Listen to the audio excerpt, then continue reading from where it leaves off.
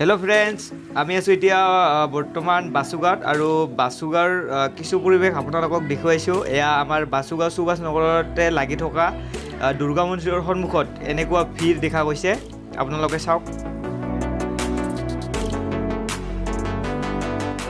আৰু ইফালেদি গ'লে এনেকৈয়ে চাওক না ভাই, আপোনালোকে আহক বাসুগাঁও এনজয় কৰক। আজি লাষ্ট, আজি নৱমী, কালি দশমী, তো আজি লাষ্ট সেইকাৰণে বহুত মানুহ হৈছে।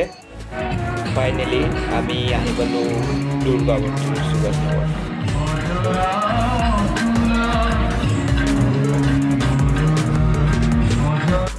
তো ফ্ৰেণ্ডছ, ফাইনেলি এতিয়া পালোঁ সুভাষ নগৰ আৰু আমি বহুত মন্দিৰ ঘূৰিব লগা আছে এতিয়াও। কমেও আমাৰ বাসুগাঁৱত মানে বহুত পূজা হয় আৰু বহুত মন্দিৰ আছে। এনেই চাম্পাত গ'লে মেক্সিমাম 500-600 লাইন লাগে, কিন্তু আমাৰ বাসুগাঁও টোটেল 20-21টামান আছে, কিন্তু গোটেইখিনি দেখুওৱা সম্ভৱ নহয়। যিমানখিনি পাৰোঁ আজি আমি আপোনালোকক দেখুৱাব চেষ্টা কৰিম। তো ভিডিঅ'টো শেষলৈকে চাই থাকক, স্ক্ৰিপ্ট নকৰিব, মন্দিৰবিলাক দেখুৱাই আছোঁ আপোনালোকক।